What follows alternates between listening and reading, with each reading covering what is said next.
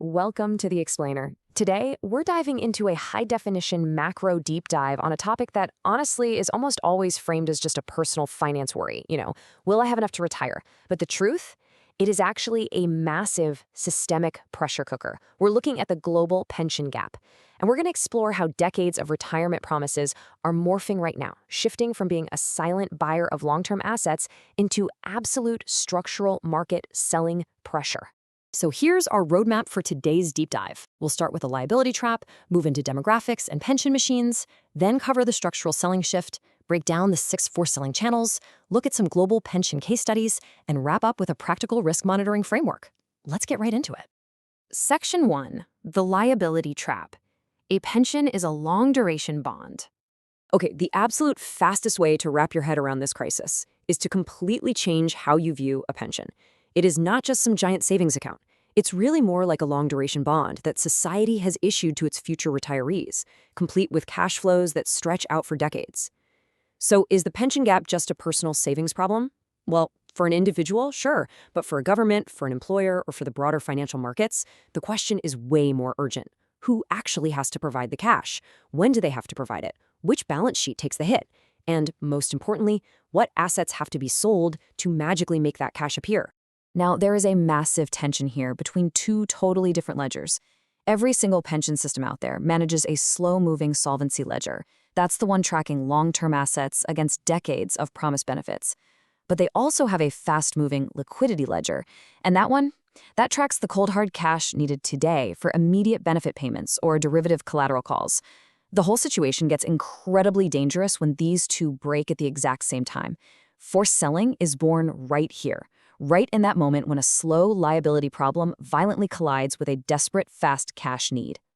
Section 2, demographics and pension machines, the engines of the squeeze. So, demographics dictate why the pain exists in the first place, but the financial structure dictates how that pain actually hits the markets. Let's break down the 3 primary pension machines. First up, pay-as-you-go or PAYG systems. Here, the risk falls squarely on taxpayers, and the market pressure shows up as increased sovereign borrowing and bigger fiscal deficits. Second, defined benefit or DB plans. The risk sits with the employer or the government, and as these plans mature, the market pressure comes from de-risking and collateral calls on liability-driven investments, or LDI. And finally, defined contribution or DC plans. Here, the household bears the risk, and the market pressure is this slow, structural decumulation as retirees gradually draw down their mutual funds and ETFs. And keep in mind, most countries have all 3 of these running at the exact same time. 52. I really want you to remember this striking number. According to the OECD, by the year 2050, there will be 52 people aged 65 and older for every 100 working-age adults.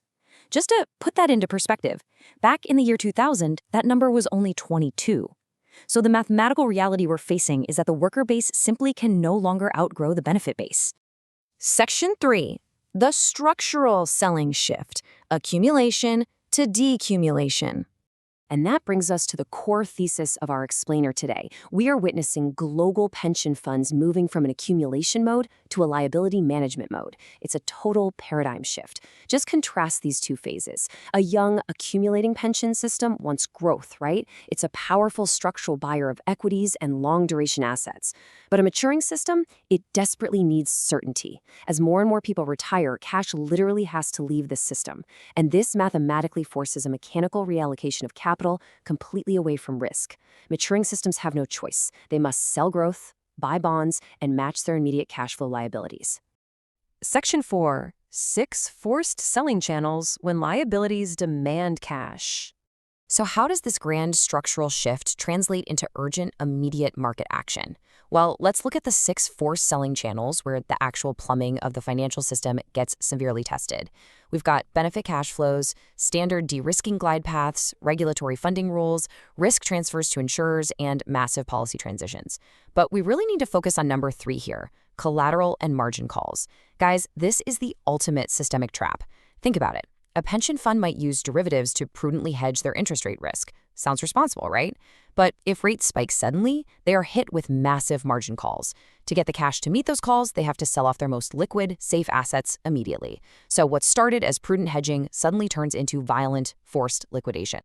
Section 5, Global Pension Case Studies, the proof in the markets. And listen, this isn't just theory. Let's look at some real-world proof. The 2022 UK gilts crisis is probably the cleanest modern example of a pension liquidity shock. It was like falling dominoes in a dangerous feedback loop. First, gilt yields rose quickly, which meant bond prices fell. Boom, this triggered massive margin calls for defined benefit pensions using those LDI strategies we just talked about.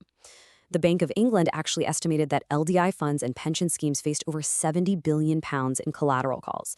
That is staggering. To survive, they had to forcibly sell off liquid assets, which of course pushed prices down even further, triggering, you guessed it, even more margin calls. It was a vicious plumbing problem, born entirely from long-duration liabilities, meeting a very fast cash need. Or take the Netherlands in 2025. They are currently undertaking a massive transition to a brand new pension contract. The Dutch central bank estimated that this transition reduces pension funds' holdings of very long maturity government bonds and interest rate swaps by roughly 100 to 150 billion euros. Now, to be clear, this isn't a sudden panic like we saw in the UK. It's a slow, staggered, structural repositioning. But still, a flow of that absolute magnitude drastically reshapes the long end of the European yield curve and completely shifts global market demand. Over in China, the challenge is an incredibly rapid demographic drag.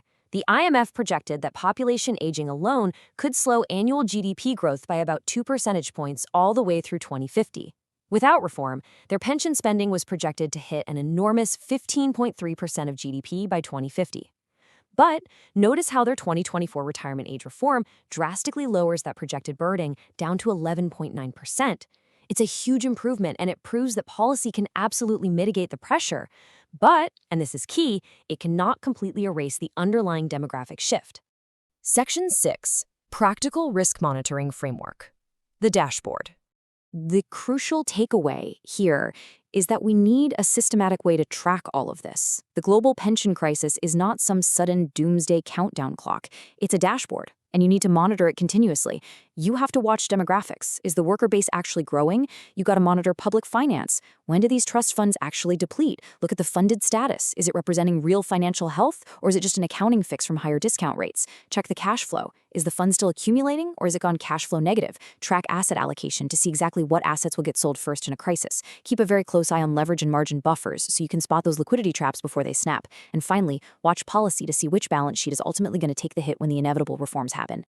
I want to leave you with this final, provocative thought. Aging turns decades-old abstract retirement promises into hard, immediate claims on future cash. And when those claims finally come due, and the entire global pension system is forced to transition from being a structural buyer to a conditional seller, who is going to be the final buyer? Thanks for joining me on this explainer. I really hope this helps you monitor the major macro risks ahead.